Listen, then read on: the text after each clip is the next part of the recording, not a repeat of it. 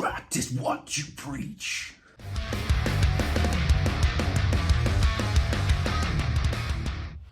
Hi guys, welcome back, and hello if you are new. So once more we return into the monthly apocalyptic anniversaries, and this month is a hell of a month actually. There's a lot of really great releases coming out, but one which is bigger than I think all of pretty much my catalogue, I would say, behind me, is Death's Spiritual Healing. I absolutely love this record. I'm so glad that I kind of get to talk about it, and just why this is such an amazing record for me personally, but also, kind of how influential it was when it first came out. So without further ado, I'm diving into Death's Spiritual Healing.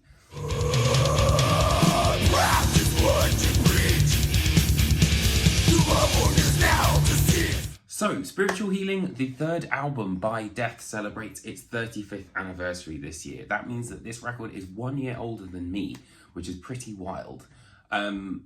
So if you're not familiar with Death and kind of how they are as a band, essentially no one single album was the same in Death. They started off with Scream Bloody Gore and then moved on to Leprosy previously, and then this is the third record, and it's a really quite important record. It's the only album that features Chuck Schuldiner, Bill Andrews, Terry Butler, and James Murphy, who is one of my favourite, classic death metal guitarists, basically. But really, this kind of was a bridging of the gap between what would happen, later on in Human, and then the sort of more primitive beginnings of Leprosy and Scream Bloody Gore. Really, this is where I think the first of those quantum leaps that Death took happen in terms of like a lyrical and also a musical perspective. Lyrically, this was the first time that Death were using more mature concepts.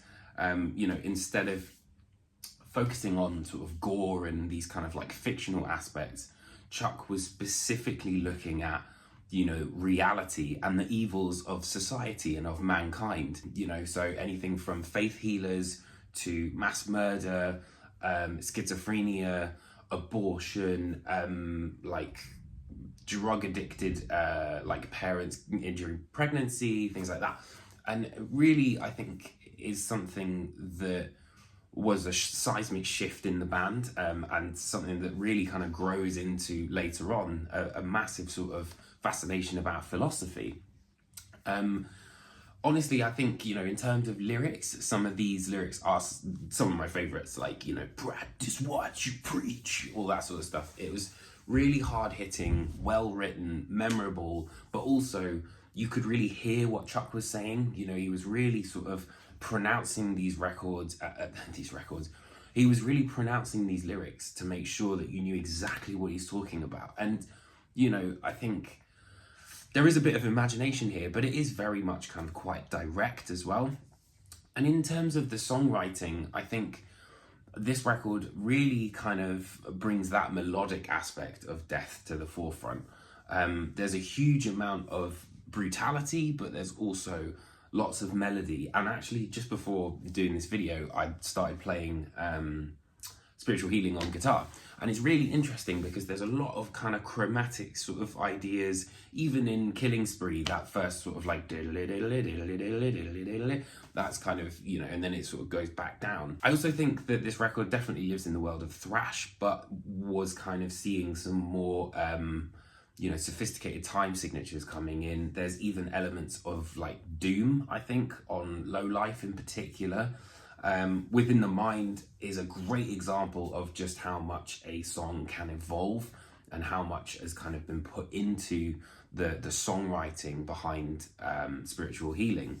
And, one of the biggest things I think for me was the guitar sort of trade-offs between James Murphy and Chuck Schuldiner.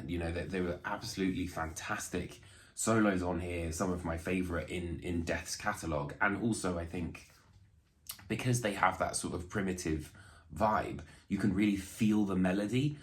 For me, I feel like this is closest to maybe symbolic than, you know, Individual Thought Patterns or Human, which was a bit more jazzy, a bit more kind of overly technical. But I think the reason that this record is so important is because it was telling of Chuck's intellect and his want to kind of explore ideas that were greater than, you know, the individual, basically. And, you know, that really went down into like quite a big philosophical, you know, kind of path, I guess, and has, I think, led to some of the coolest lyrics we've ever had in death metal.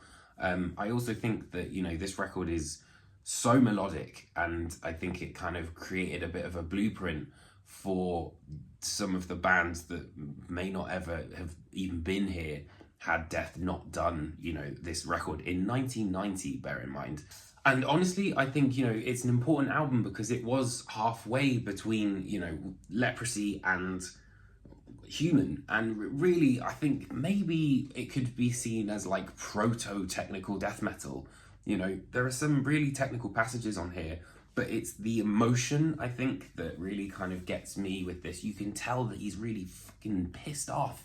You know, I think the artwork is absolutely brilliant. You know, you've got like this faith healer who's looking at someone, and then there's just this kind of like undeniable sort of evil to them, and they're just a little bit sort of unhinged. And that's, you know, Ed Repka being one of the best artists out there. I think he's absolutely fantastic. Also, just to show you, I did get the recent reissue of the Relapse version of this record, and it's absolutely gorgeous. And matches, I think, the artwork really, really nicely. Yeah, it's just an amazing record, and I can't believe it's 35 years old today. So let me know what you think of Spiritual Healing, of Death. Where does it fit in your discography? Do you enjoy it? Or is it kind of like not really a big one for you? Thank you so much for checking this video out. I hope you guys enjoyed it. Let me know what you think underneath me in the comments as always. Please do hit that like and subscribe button if you enjoyed it. And I will see you guys very soon for more apocalyptic anniversaries. Take care.